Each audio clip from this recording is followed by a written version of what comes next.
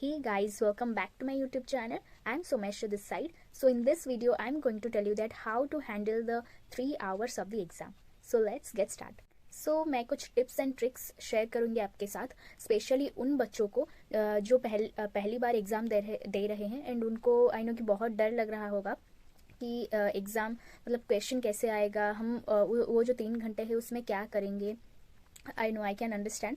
So first thing ये है, आप जब एग्ज़ाम के पिछले दिन जो रिवाइज करते हो उसको मतलब ओनली उन्हीं टॉपिक्स को करो जिसको आपने अच्छे से कर लिया है, जिसको आपने अच्छे से पढ़ाई किया है, जिसका मतलब कोई न्यू टॉपिक को उस टाइम नहीं पकड़ना है. देन सेकेंड चीज़, एमसीक्यू देखकर चले जाना. एमसीक्यू बहुत ज़्यादा इंपॉर्टेंट है, मैंने आपको पहले भी बताया है. एंड थर्ड चीज़, थोड़ा थोड़ा थ्योरी को भी ओवरलुक करके चले जाना. ऐसा नहीं कि पूरा मतलब अगर आपके पास टाइम है तो आप अच्छे से प्रिपेयर कर सकते हो, अगर आपके पास टाइम नहीं है तो थोड़ा ओवरलुक करके चले जाना. एंड आप मतलब अपने लैंग्वेज में थ्योरी थोड़ा बना चुना के लिख लेना, आपको मार्क मिल जाएगा. क्योंकि मैंने भी वही फॉलो किया था, मैं पूरा बुक का लैंग्वेज नहीं लिख के आई थी. मतलब जैसे कि कॉस्टिंग हो गया या फिर अकाउंट्स का तो थ्योरी नहीं आता है उतना, बट हाँ कॉस्टिंग का आता है एंड जीएसटी का आता है. तो आप मतलब जैसे कॉस्टिंग हो गया, कॉस्टिंग का बेसिक्स से क्वेश्चन आता है, थ्योरी आता है, तो आप उसमें थोड़ा बना चुना के लिख सकते हो. मतलब थोड़ा बुक को ओवरलुक करके चले जाना. थ्योरी क्या है ना, आपको थोड़ा मतलब पास करने के लिए आपका चांसेस बढ़ा देता है. तो अच्छे से रिवाइज करना ओनली दोज टॉपिक्स जो कि जिस मतलब आप जिसको अच्छे से कर चुके हो, एमसीक्यू करके जाना एंड थ्योरी थोड़ा थोड़ा देखकर चले जाना. एंड देन मतलब जैसे कि हमारा दिसंबर 10 से एग्ज़ाम स्टार्ट हो रहा है, तो आपका जो एग्ज़ाम का टाइमिंग है 2 से लेकर 5, आपको 1 बजे तक पहुंच जाना है एग्ज़ाम के सेंटर में. क्योंकि आपको वहाँ पर रोल नंबर वगैरह देखना है कि आपका कौन से रूम में आया है, तो ये सब के चक्कर में थोड़ा लेट हो जाता है, तो इसलिए आपको 1 घंटे पहले तो पहुँचना ही है. देन आप वहाँ पर मतलब बहुत से बच्चे ऐसे होते हैं कि वहाँ पर बुक लेकर पढ़ाई करते हैं. वो पूरा टोटली आपके ऊपर डिपेंड करता है. मैं नहीं पढ़ती थी वहाँ पर, वो जो 1 घंटे का गैप होता था, मतलब हम 1 घंटे पहले पहुँच जाते थे ना एग्ज़ाम के सेंटर में, फिर 1 घंटे तक क्या करेंगे. मतलब वहाँ पर बहुत से बच्चे पढ़ाई करते थे. मैं वहाँ पर बुक नहीं पकड़ती थी, मुझे बहुत स्ट्रेस फील होता था, इसीलिए वो आपके ऊपर डिपेंड करता है. अगर आप चाहते हो पढ़ाई करना तो पढ़ाई कर सकते हो, लेकिन नहीं तो आप ओनली शांत होकर एक जगह पर, कहीं पर ही शांत सी जगह पर खड़े होकर ओनली मतलब थोड़ा याद कर लेना कि आपने कौन से टॉपिक्स को पढ़ के आए हो आप, तो वो आप कर सकते हो. देन बहुत से बच्चे ऐसे होते हैं, मतलब ग्रुप्स में डिस्कशन करते हैं कि मैं ये करके आई हूँ, वो करके आया हूँ, तुमने क्या मतलब ये टॉपिक किया है क्या. तो प्लीज़ वो जो डिस्कशन है ना, वो आप मत करना, नहीं तो आप उससे थोड़ा दूर हो जाना.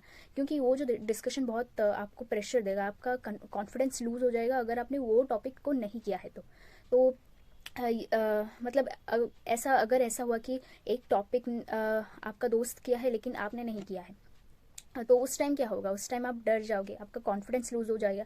एंड जब आप डर जाओगे तो वो एग्ज़ाम को बहुत हैम्पर करेगा, क्योंकि हम डर की वजह से ही बहुत से चीज़ भूल जाते हैं उस टाइम एग्ज़ाम के वक्त. तो आप मतलब ट्राई करना कि वो कॉन्वर्सेशन से दूर रहना. कोई बात नहीं, आपने जितना भी किया है ना उतने में भी बहुत अच्छे कर सकते हो. तो ये बात को थोड़ा याद रखना. उस दिन पूरा आपको शांत रहना है, पूरा शांति से जाना एग्ज़ाम हॉल में, आराम से जाकर बैठना अपने जो बेंच होगा. देन आपको क्या होगा ना, 15 मिनट्स के पहले आपको क्वेश्चन पेपर मिल जाता है. ठीक है, क्वेश्चन पेपर जब आपको मिलेगा तो आप क्या करोगे उस टाइम. आपको पहले जब क्वेश्चन पेपर मिलता है, सब्जेक्टिव क्वेश्चंस को मत देखना, फर्स्ट एमसीक्यूज़ को देखना.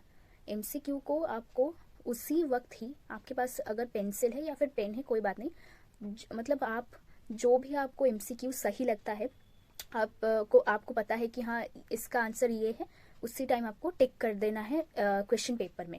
उस टाइम आपको आंसर शीट नहीं मिला होगा, ओनली क्वेश्चन पेपर मिला होगा, तो आपको उसी टाइम ही टिक कर देना है. तो जब आप उसी टाइम टिक कर देते हो ना, तो आपका मतलब टाइम बच जाएगा. क्योंकि वो जो 3 आवर्स है ना, पेपर इतना लेंदी होता है, हमको टाइम नहीं मिलता है. कई कई बच्चों का मतलब पेपर वो स्किप करके आते हैं, मतलब छोड़ के आते हैं, उनको टाइम ही नहीं होता है.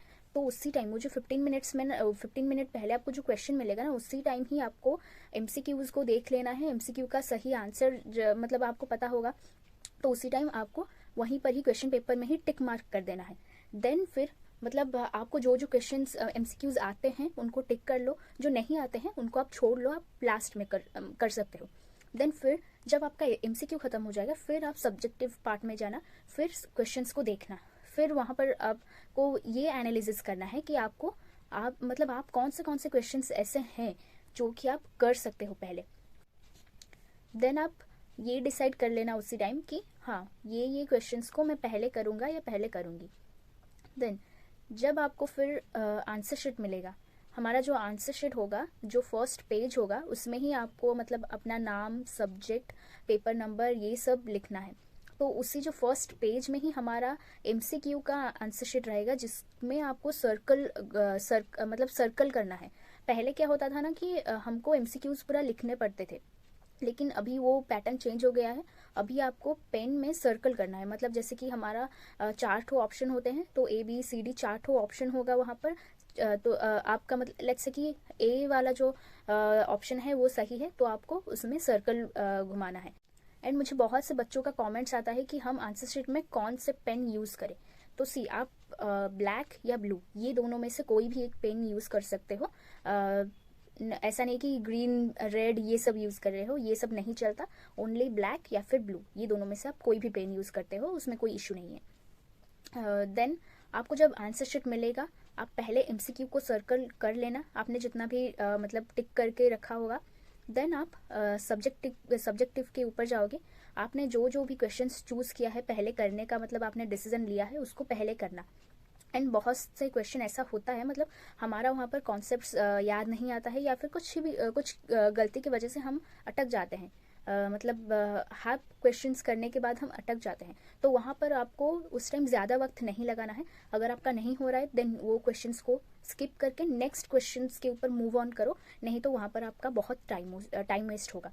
आप पहले आपसे जो जो क्वेश्चंस हो रहा है 100%, उससे आप अच्छे से करो। देन आपने जो जो क्वेश्चंस मतलब आप अटक गए थे करने में, वो सब क्वेश्चंस को आप लास्ट में करो। एंड येस, पेपर को पूरा 100% अटेम्प्ट करो। अगर आपको कुछ भी आता है उसके बारे में कुछ भी लिख कर आओ, लेकिन 100% अटेम्प्ट करना है। क्योंकि कुछ भी अगर आप लिख कर आते हो, आपको एटलीस्ट 1-2 मार्क मिलेगा। एंड ये 1-2 मार्क बहुत काफ़ी हैं आपको एग्जाम्शन या फिर पास करने के लिए। तो क्वेश्चन पेपर को बिल्कुल भी नहीं छोड़ना है, मतलब एक भी क्वेश्चन नहीं छोड़ना है, कुछ ना कुछ लिख कर आना है। प्रैक्टिकल में भी ऐसा होता है कि हमारा पूरा क्वेश्चन मतलब पूरा सही आंसर नहीं निकलता है, लेकिन उसमें बहुत से स्टेप्स हमारे सही होते हैं एंड हमें स्टेप मार्किंग मिलती है। तो ये आप जान कर रखो कि हमें स्टेप मार्किंग मिलती है एंड उसका हमको फ़ायदा उठाना है। क्वेश्चन को मतलब क्वेश्चन पेपर को नहीं छोड़ना है, हमें पूरा 100% करके ही आना है। तो बस इतना ही था। अगर आप ये सब फॉलो करके जाते हो तो आपको ये बहुत हेल्प करेगा। एंड येस, बिल्कुल भी डरना नहीं है, प्रेशर नहीं देना है माइंड को अपना। अभी मतलब थोड़ा अच्छे से पढ़ाई कर लो, रिवाइज़ कर लो, बिल्कुल डरना नहीं है। अगर आपने मेहनत किया है तो आपका ज़रूर होगा। एंड आई नो कि आपने बहुत मेहनत किया है एंड आपका निकल जाएगा इस दिसंबर में। So all the best to all. Thank you so much for watching this video. Bye.